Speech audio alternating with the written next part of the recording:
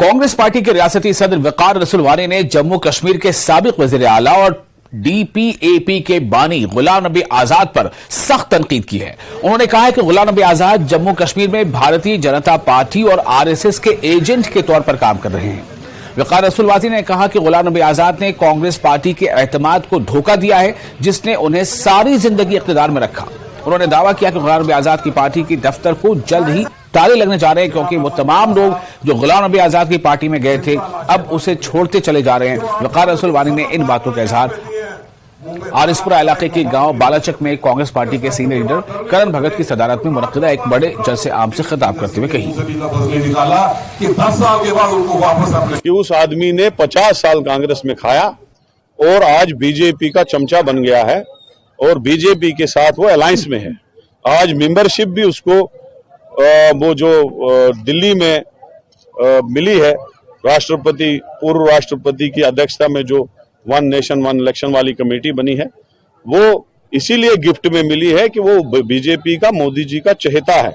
यहाँ पे लोगों को आके बेवकूफ बनाते हैं, तभी उनको पब्लिक में बोलना जरूरी होता है ताकि पब्लिक अवेयर हो जाए, इसलिए हम बोलते हैं।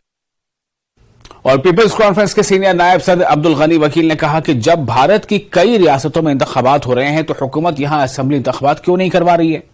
उन्होंने हुकूमत और इलेक्शन कमीशन पर जोर दिया कि वो जल्द अज जल्द इंतखाबात कराएं ताकि लोगों के मसाइल को मुनासिब और आसान तरीके से हल किया जा सके। वकील ने NC और PDP की क़यादत से भी कहा कि वो मुल्क की अपोजिशन के साथ इत्तेहाद करने के मकसद की वजाहत करें। अगर मकसद जम्मू कश्मीर के मफादात का तहफ़्फ़ुज़ करना है तो अपोजिशन को अवामी तौर पर दफा 370 की बहाली के लिए अपनी हिमायत का ऐलान करना चाहिए। वकील ने बिला ताखिर असेंबली इंतखाबात के इनेकाद का मुतालबा किया और कहा कि हुकूमत जम्मू कश्मीर के अवाम को अपनी हुकूमत मुंतखब करने से महरूम कर रही है। हमारा शुरू से मुतालबा है और आप देखते हैं इसमें वो फर्ज से बड़े ताकत से हमारी पार्टी के चेयरमैन सज्जाद गनी लोन साहब बार बार कह रहे हैं कि इस जम्मू कश्मीर जमहूरियत बहाल कीजिए, क्योंकि ये बड़ा अलमिया है। सारे हिंदुस्तान में इलेक्शन हो रहे हैं और जम्मू कश्मीर में इलेक्शन नहीं हो रहे हैं और इससे ये कौन के मफाद में नहीं है, क्योंकि इससे यहाँ के लोगों की जो दूरी है, ऑलरेडी दूरी है, वो और बढ़ती जा रही है।